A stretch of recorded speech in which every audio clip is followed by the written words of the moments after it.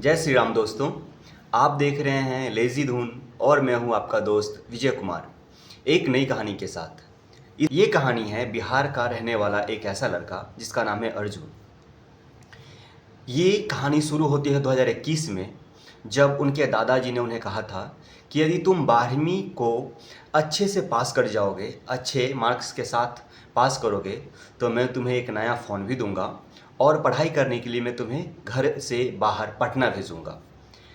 अर्जुन बहुत खुश हुआ कि कम से कम मेरे मम्मी पापा, मेरे दादा मेरे साथ हैं, मेरी उज्ज्वल भविष्य की कामना करते हैं। एग्ज़ाम बहुत अच्छे से ख़त्म हुआ।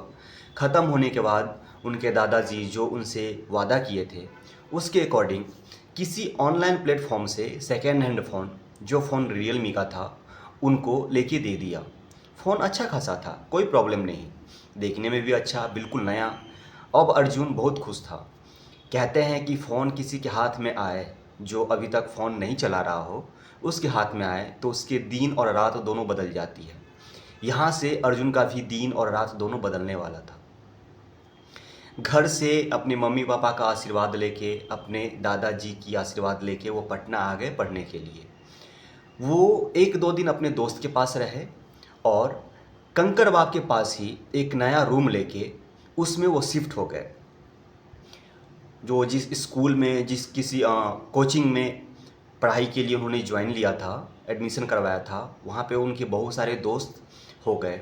कोई प्रॉब्लम नहीं, सब कुछ सही चल रहा था। एक दिन की बात है, वो रात में अपने कमरे में अकेले सो रहा था कि उसके फ़ोन में किसी का मैसेज आया। मैसेज उन्होंने ओपन करके देखा तो नए नंबर से मैसेज आया था और मैसेज में लिखा था कि मैं तुम्हारे साथ रहता हूँ। अर्जुन ने सोचा कि ये किसी ने मेरे साथ प्रैंक किया होगा, क्योंकि प्रैंक का ज़माना है, तो किसी ने मेरे साथ मजाक किया होगा। उन्होंने मैसेज को डिलीट किया और फिर सो गया। एक दो दिन ऐसे ही बीता। उनके फ़ोन में अब कुछ अजीबो-गरीब हरकतें होना शुरू हो गया। कैमरा अपने आप खुल जाना, अपने आप कोई ना कोई पिक्चर अपलोड हो जाना या खिंच जाना, कहीं से ना कहीं से कोई मैसेज आ जाना। उसने सोचा ये शायद पुराना फ़ोन है, तो इनका सर्विसिंग एक बार करवा लिया जाए। दुकान पे गया और अर्जुन ने कहा दुकानदार से कि भाई मेरा फ़ोन हैंग करता है कभी कभी, पिक्चर अपने आप क्लिक हो जाता है, कैमरा ऑन हो जाता है, तो थोड़ा सा देख लो। दुकानदार ने कहा कि कैमरे में तो कोई ख़राबी नहीं है, फ़ोन में भी कोई ख़राबी नहीं है, आप ऐसा करो कि इस फ़ोन के बदले मैं आपको दूसरा फ़ोन देता हूँ, लेकिन आपको कुछ पैसे देने होंगे। अर्जुन ने कहा नहीं भैया, हम तो घर से बाहर आए हैं पढ़ाई करने के लिए, तो हम इसी फ़ोन के साथ अभी एडजस्ट कर लेते हैं, कोई प्रॉब्लम नहीं है। वो फ़ोन लेके घर आ गए, अपने रूम पे आए, खाना वाना बना के सो गए। रात में उन्हें लगा कि जिस कमरे में वो सो रहा है, उस कमरे में किसी चलने की आवाज़ आ रही है। उन्होंने सोचा शायद हमने पढ़ाई का ज़्यादा टेंशन ले लिया, या जो हमारा दबाव है पढ़ाई का वो ज़्यादा हो गया, इसलिए मेरे मन का वहम है। ये सोच के वो करवट बदल के सो गया। कुछ देर के बाद उनके दरवाजे पे किसी ने दस्तक दिया और पीछे से बोल रहा है, दरवाजे के पीछे से बोल रहा है बहुत धीमी आवाज़ में, अर्जुन, अर्जुन दरवाज़ा खोलो। अर्जुन ने सोचा उनका कोई दोस्त होगा। दरवाज़ा खोला तो कोई नहीं था। उसके बाद अर्जुन ने अपने बिस्तर पे आके सो गया। वो इस रात की वाक्यांश को लेके थोड़ा चिंतित था। अपने दोस्तों के पास गया और बोला कि भाई तुम में से किसी ने रात में मेरे दरवाजे पे नॉक किया था या मुझे बुलाया था? तो सबने कहा नहीं, हम लोग तो सो रहे थे, हम लोग तुम्हें क्यों डिस्टर्ब करने जाएंगे। अर्जुन को थोड़ा सा अच्छा भी नहीं लगा कि क्या ये कैसे हो सकता है, जब मेरे दोस्त मेरे दरवाजे पे नॉक नहीं किया तो वो कौन था जो नॉक कर रहा था। एक दो दिन और बीता और उन्हें एक नए नंबर से मैसेज आया, तुमने अच्छा नहीं किया मेरा फ़ोन लेके। अब ये तो डराने वाली बात थी कि किसी नए नंबर से अर्जुन को मैसेज आ रहा हो। अर्जुन ने दोबारा उस नंबर पे फ़ोन किया तो नंबर स्विच ऑफ बतला रहा था। अर्जुन ने उस नंबर पे मैसेज किया और पूछा कि भाई आप हैं कौन। तो उधर से मैसेज आया कि मेरा नाम रवि गुप्ता है और मैं पटना का ही रहने वाला हूँ। तो अर्जुन ने कहा कि आप मुझे क्यों मैसेज करते हो। तो उधर से दोबारा रिप्लाई आया कि भैया ये मेरा फ़ोन है, आप मेरा फ़ोन यूज़ कर रहे हो, ये फ़ोन मुझे लौटा दो। तो अर्जुन ने कहा नहीं, ये तो फ़ोन मेरे दादाजी ने मुझे ख़रीद के दिया।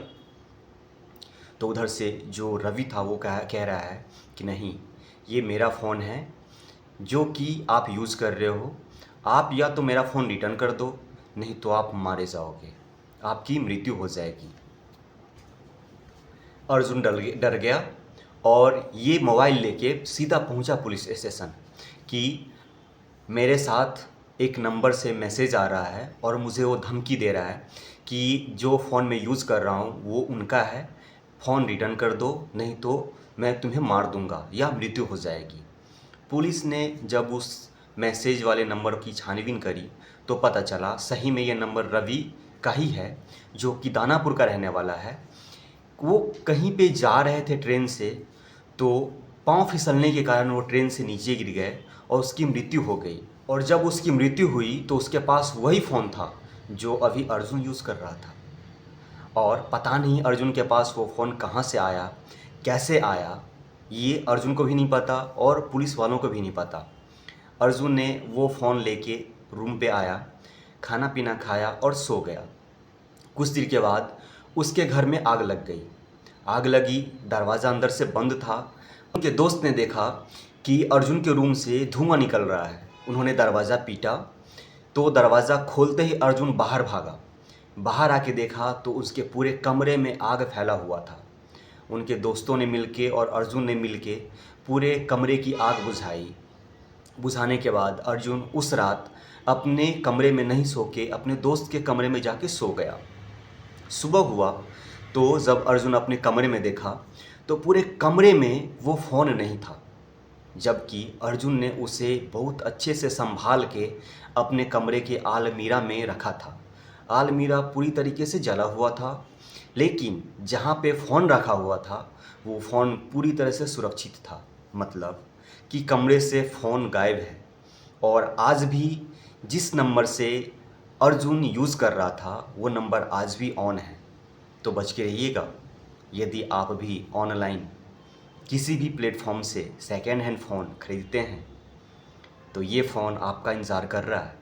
कहीं आपके पास आप ऑनलाइन कोई फ़ोन सर्च करें और ये फ़ोन आपके सामने में आ जाए, और यदि ख़रीद लेते हैं तो रवि अगला नंबर आपका लगाएगा। धन्यवाद, थैंक यू, जय श्री राम।